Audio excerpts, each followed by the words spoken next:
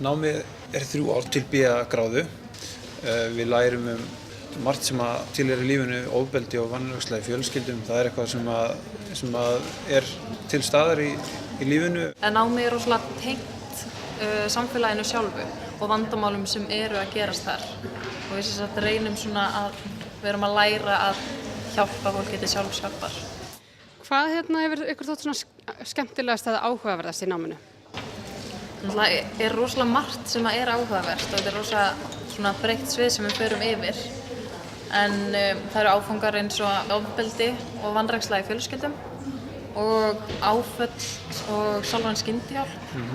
Það náttúrulega fer eftir áhugasvið fólks hvað þeim finnst skemmtilegt. En það sem að mér fannst mjög skemmtilegt í náminu hversu mikil áhersla lögð á til dæmis hópastarfsemi þar sem að maður lærir að vinna með öðru fólki og tekst á við hlutina og kynnist þar á leiðandi fólki í leiðinni. Svo þetta rosalega vítt svið sem við förum yfir. Við förum alveg frá félagsráðgjöfinni, félagsfræðinni, sálfræði, og lögfræði. Félagsmál og löggjöf og það svona svo hlið lögfræðinni sem að snýra félagsráðgjöfinni í rauninni. Það náttúrulega rosalega stór hópur. Við erum 400 manns, þannig að alveg frá aldursbilinu 18 til 60 og þannig að meðalaldurinn 30.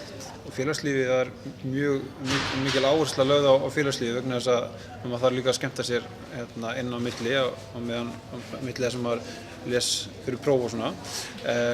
Og það vísindaferðir sem eru vikulega nánast.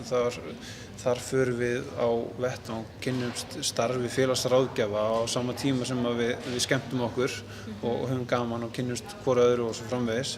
Mér fannst það rosa gott þegar ég var að kynna mér námið að fara einmitt inn á kennsluskólann og skoða þar og þá sá ég hvernig námið var byggt upp. Hvaða áfangar eru í boði og alls konar þannig og það alveg kveikti allan áhuga hjá mér allavega til að fara í þetta nám. Eins og þið sjáið heilt kór, þetta háskólakórinn.